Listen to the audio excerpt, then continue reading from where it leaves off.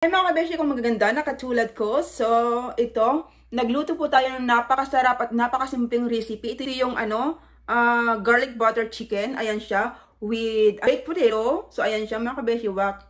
Mainit-init pa yan. And tignan nyo naman itong ating garlic butter chicken. Mukha siyang masarap.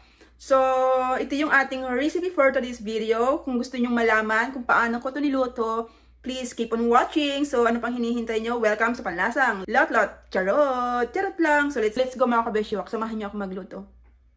Okay mga kabeshi. I-slice na natin itong chicken breast natin. Ayan. Medyo basa-basa siya. Punasan natin. So, hiwain natin.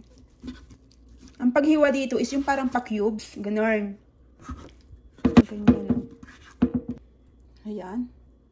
Dapat ganyan siya, oh. Okay na yan mga kabeshi. So ito na yung ating chicken. So lalagyan na natin sila ng iba't ibang spices. Cornstarch. And then syempre kailangan din natin ng flour. Ayan. Kailangan po natin ng paprika para lalo tayong gumanda. Char. So ilagyan na natin. Pag ayaw nyo na maanghang, huwag nyo lagyan maraming paprika. Okay? And then garlic. Ayan. Para sa mga aswang. Char. Tansyahan na yan. Kailangan din po natin ng black pepper. And then, syempre, kailangan din natin ng asin. And then, kailangan po natin ng splash of water para hindi mauhaw yung ating chicken breast. Diba? Ang dami kong alam, no? So, mix natin. Ayan. Pwede nyo siyang kamayin para hindi mahirap. Kamayin na natin to. Malinis naman yung kamay ko. Saka ako lang naman kakain ito. Hindi ko naman kayo bibigyan. Char. Kasi mas maganda kapag minamasa siya ng gamit ng kamay, di ba? Okay na yan. So dito natin ilalagay yung ating chicken breast. Pero una sa lahat, lagyan muna natin siya ng butter kasi wala tayong cooking spray. Ayan. Pwede rin lagyan ng oil yan. Or yung lard. Meron akong lard kaya lang ayoko nang ganun. Taba kasi yun ng baboy eh. Butter na lang. Okay? Okay ba yon? Habang ilalagay natin tong chicken breast natin dito, yung ating oven is naka-preheated na po siya ng 350 Fahrenheit. Ayan.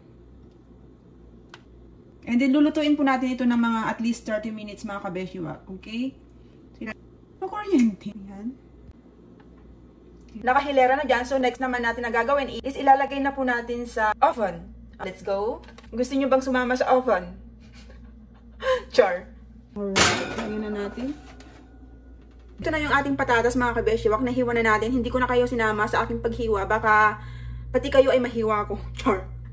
Ayan siya, oh. Diba? Super ganda niya. Katulad ko. Sabihin nyo, biyang pabiso.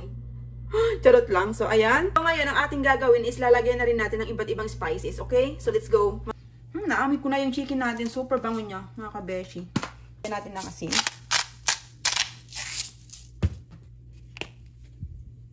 Lagyan natin ng paprika. Black pepper. Garlic. Parsley.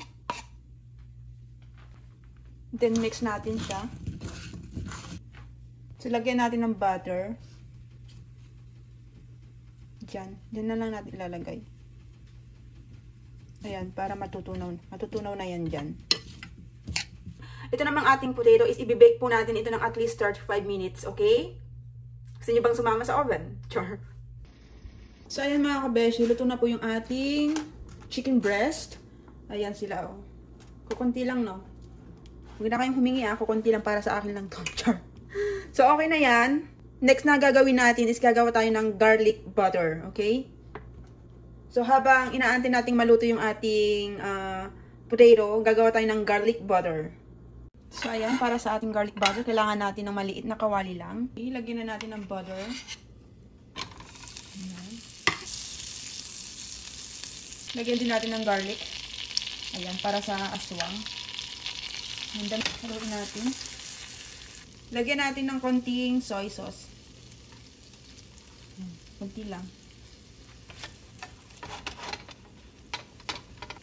Bango niya. And then, next, lagyan natin ng parsley. Ayan. Mix natin. Ilagyan na natin tong crispy chicken breast natin. Ayan o. Super crispy yan mga kabeshi o.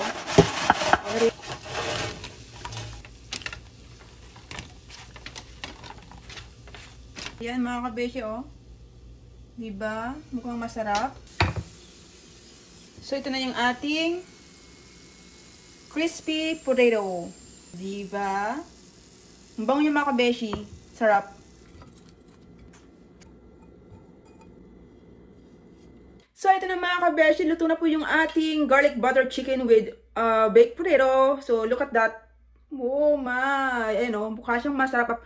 Sobrang bango niya mga kabeshi. Wag na ko kapag matitikman nyo to, tsak na makakalimutan nyo naman ang mga sakit at hinagpis dyan sa puso nyo. Char. So, ano pang hinihintay nyo? Tikiman time. Unahin natin tong garlic butter chicken natin. Ayan o.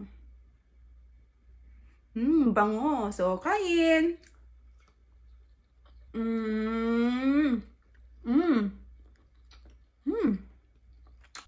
And this is our potato.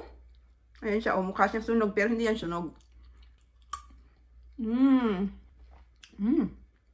Ay mga kabeshi, ang masasabi ko dito sa aking recipe for today's video, napakasarap. Ang sarap. Sobrang sarap niya mga kabeshi. A must try. Hindi po kayo magsisisi na lutuin to. Napakasimple lang siya at hindi mahirap hanapin yung kanyang mga ingredients, gano'n. Super accessible siya. Accessible? Ang daming alam. So, healthy pa siya. So, hanggang dito na lamang po ang ating video for today. Thanks for watching. I hope nagustuhan nyo yung aking recipe for today. And don't forget to click the like. And kung hindi ka pa nakasubscribe, please subscribe to my channel. Thanks for watching. Bye!